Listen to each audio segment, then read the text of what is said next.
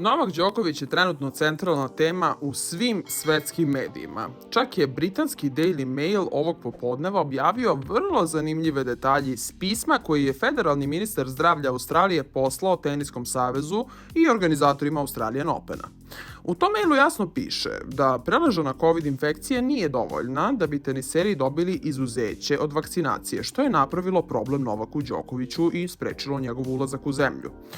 Najbolji tenisar sveta Novak je u sredu kasno uveče stigao u Melbourne kako bi učestvovao u Australian Openu, ali su ga na ulazu u zemlju zaustavili sa tvrdnjom da njegovo medicinsko izuzeće nije odobreno, iako je ranije dobio garancije od organizatora i prošao čak 2 panela.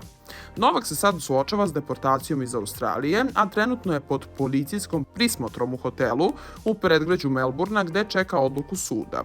Kako pišu mediji, Novak uopšte nije u hotelu, to se može nazvati više zatvorom, zato što su tu bube, jako je loša higijena, pišu da su navodno toliko loši uslovi da je hrana otrovana, puna crva i tako dalje.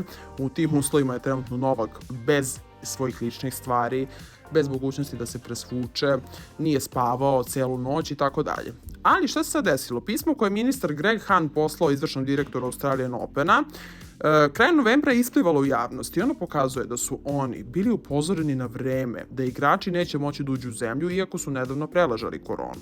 A šta ovo zapravo znači? Koji je problem ovog pisma? Pa kako prenosi Daily Mail, pismo je trebalo da obavesti i Đokovića i ostale tenisere koji nameravaju da dođu na Australian Open nevakcinisani da bi mogli da imaju probleme na ulazu u zemlju. Znači, sada se spekuliše da je oko 20 tenisera ušlo u Australiju nevakcinisano navodno, a da je samo Novak imao problem. Šta vi mislite o ovoj celokupnoj situaciji i o tome šta se dešava Novaku Đokoviću? Da li mislite da je ovo sve izrežirano namerno ili prosto nešto drugo? Pišite mi u komentarima, subscribeujte se na Trending i srećan vam Božić!